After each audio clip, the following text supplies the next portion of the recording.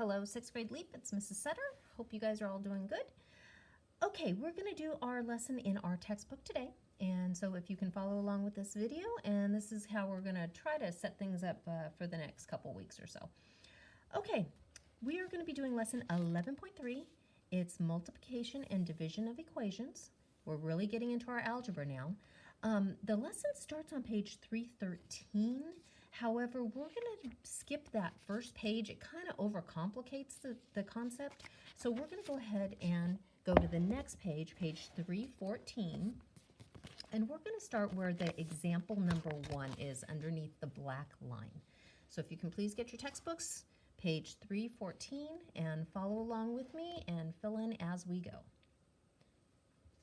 Okay, we have been working with equations, algebraic equations that have a variable.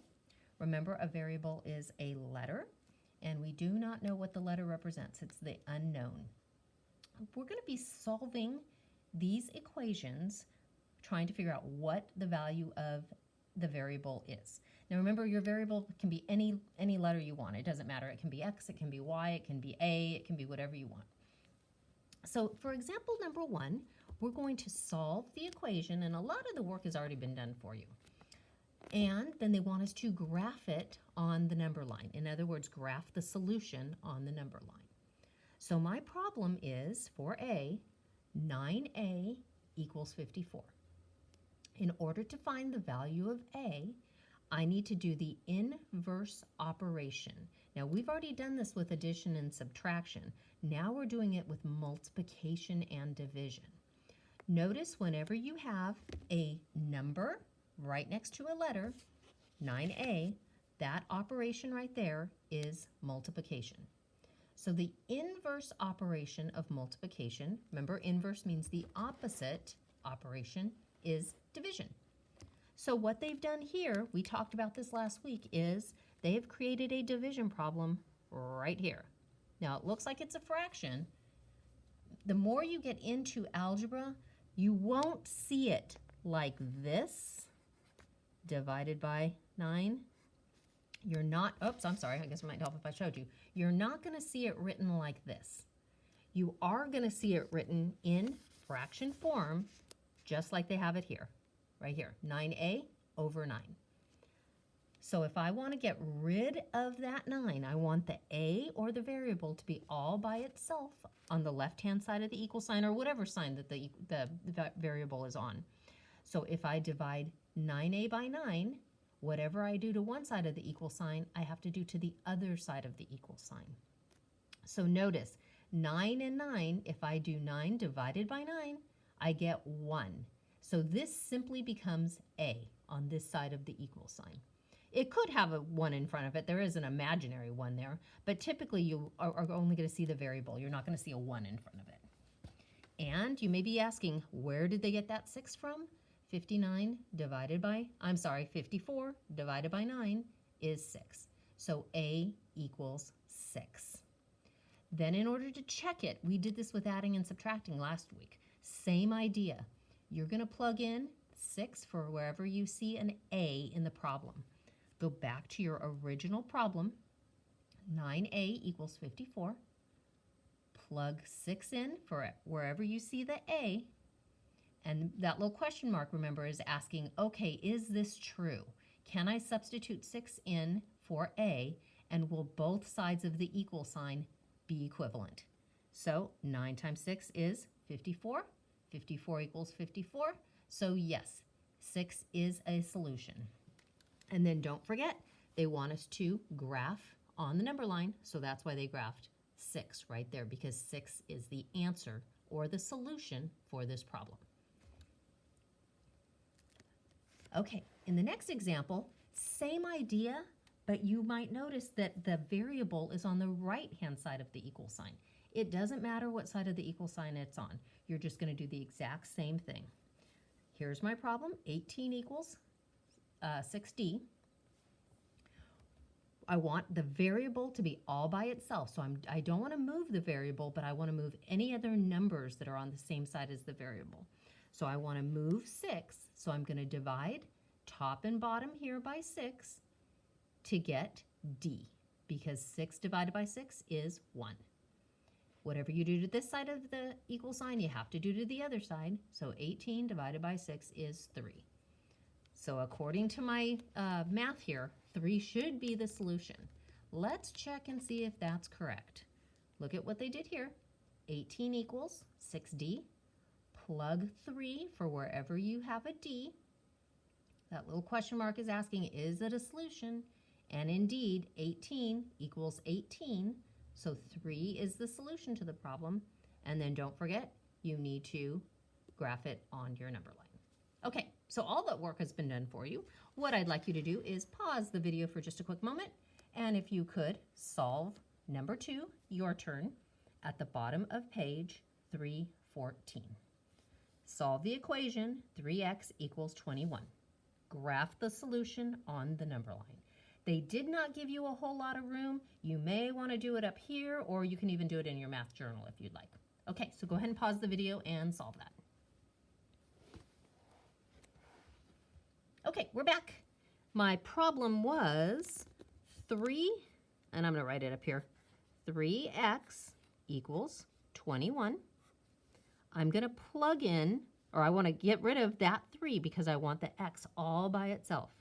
I'm going to divide, opposite operation, both sides. 3x divided by 3 simply gives me x. 21 divided by 3 gives me 7. So the value of x is 7. If you wanted to check it, you could plug it back in to your original problem to make sure that it's correct. And then you can even put that little question mark. And indeed, that is a solution. And don't forget, go back to your, number line, and we need to graph 6. Okay? The dot on your graph needs to be filled in, and that's important. We're going to get to that in a little bit here. To figure out, sometimes when you're going to do a graphing, that dot is going to be open, but we'll get to that. Okay, so you just solved an algebraic equation using division. Now, on the next page, we're going to be using multiplication to solve equations. So come on down to your example 2. Again, all the work has been done for you. Take a minute to check it out what they did. For A, x over 5 equals 10 is the same thing as saying x divided by 5. Once again, we're going to be seeing division in fraction form. I don't know the value of x. So what I need to do is I need to get rid of that 5 so that x is all by itself on one side of the equal sign. Now the way they did it here, that's okay. X over 5 is division, so they multiplied this side by 5 and this side by 5. Notice they did not use a multiplication sign as an X. They used a dot. That's because they don't want you to mix up the multiplication sign with the variable, because those are two totally different things. Now, again, you can go ahead and solve it this way if you want. They ended up with 50 because X is by itself. 5 times 10 is 50. However, you may want to write this step right here that I have circled. You may want to write it more like this. 5 times x over 3. Oh, that doesn't even look like a 5. Sorry, that looks like a J. All right, let's do it again. 5. Open up that parenthesis, because remember, whenever you have a number next to a parenthesis, that's the same thing as multiplication. So you may want to write it like that. And these parentheses can either be around the 10, or they can be around the 5, or they can be around this 5. This is the same thing, multiplication, using parentheses, because you're going to see that more often than this form. But either one is fine. Okay, so they checked their answer. They plugged in 50 for x, and indeed 10 is a solution. And don't forget, they had to graph on their number line the value of x, which is 50. Example B, very similar. It's just that the variable is on the right side of the equal sign instead. They multiplied both sides by 2 to get the r, the variable, all by itself. They got 15. Then they checked it, plug 15. They got 30 because they multiplied 2 times 15 to get you 30. Plug 30 in for r. And indeed, 30 is the solution. And then they graphed it on the number line. All right. Your turn, number 3. At the bottom of the page, it's page 315. Please solve that. Again, if you could show me your work up here, that would be great. I would appreciate that. So pause the video and show me how you got the solution for this. And don't forget to graph it on the number line. Okay, we're back. Hopefully you got the right answer. Let's check and see what you did. Here is my division problem. I want y to be all by itself, so I'm going to multiply both sides by 9 so that y is all by itself. So if I plug 9 back in for the original problem, I do indeed get 1. So the value of y is 9. And don't forget to graph it on your number line. So there's your answer for that. Okay, let's see what's next here. On the next page, this is kind of using a real life situation. So what I'd like you guys to do is go ahead and read under example 3. I'm not going to take the time to read the whole thing to you. So go ahead and read the problem and then go ahead and look at all the different steps that they used to find the answer. And see what answer they ended up with at the end. The important thing here is to focus on setting up the problem. If you set it up correctly, you guys should be fine to solve it. It's the setting up of the problem that you have to make sure you put the numbers in the right place. So you might want to pause the video, take a minute to read this page, get familiar with it.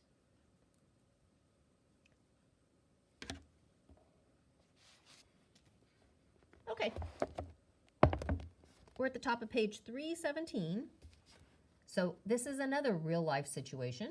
So we're going to try to figure out how to solve this problem and make an algebraic equation and then solve for the variable.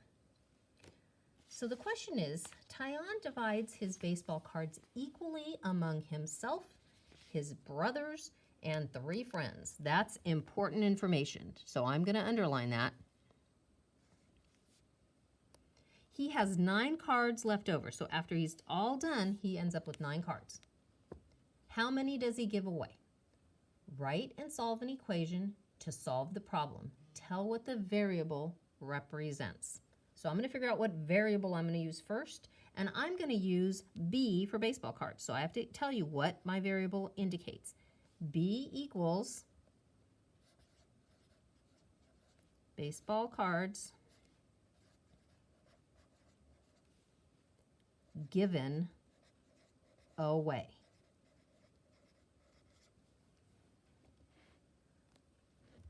Now, I need to create a problem here, a equation. So I don't know how many cards he gave away, but I do know he divided them evenly between some people. So my number on top in my division problem, or I should say my letter, is going to be B because I don't know how many he gave away. He divided it evenly between himself, his brother, and 3 friends. So that's 5 people all together. So my numerator is going to be 5 because that's what I'm going to divide by. That's how many people he divided it by. And I do know now he has 9 cards left over. In this form, you guys can solve this. I know you can. Using the inverse operation, multiply both sides by 5 so that B is all by itself. I kind of ran out of room here. So B equals 45. So he gave away 45 cards. Okay, under example number 4, take a minute to read that. It's a little bit different than the other page. Instead of creating the situation and having you come up with the equation, they gave you an equation and they want you to figure out a situation that could match that. So take a minute to read this, read through all the steps. When you're done doing that, please go ahead and do your turn. At the bottom of the page, it's 317, and pause the video while you do that. And then when you come back, I'll tell you what my real life situation is going to be for number 5. Okay, here we are. We're back. Hopefully you came up with a good situation here that applies to 11x equals 385. So this is going to be my example. Cooper makes $11 per hour. Last week,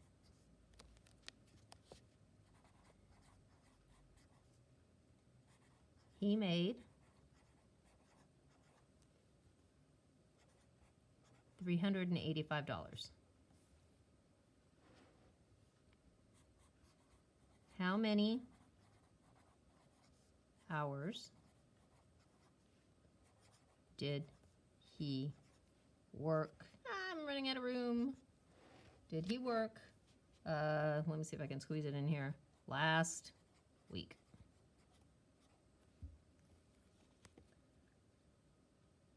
And then they wanted you to go ahead and solve the problem. So remember, you're going to divide both sides of the equation by 11. And your answer should have been, and I totally ran out of room, x equals, oops, it's not dollars, it's hours.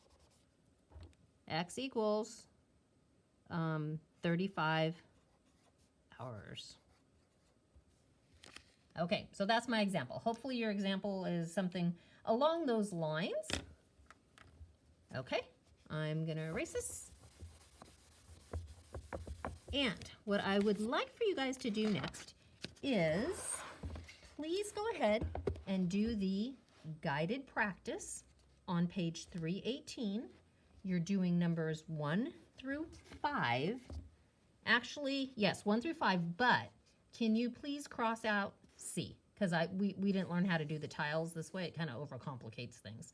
So you're doing number 1, A, B, and 2, 3, 4, and 5. I do want to let you guys know number 4 is talking about area. So remember area, the formula for area is length times width. So please complete that. And then I have another assignment for you guys to do that's going to be putting some an entry into your toolbox. So you're going to be getting a packet. And what I'd like for you to do is to put it together. Let me move my book. Similar to this. Now, it doesn't have to look exactly like mine, okay? So if you notice, I'm talking about equivalent fractions or equivalent expressions here, okay? So if you guys can take your time, do a good job, you're going to create a little lamp. That's the lamp shade with the light bulb underneath. So what you're doing is you are combining like terms to create an equivalent expression.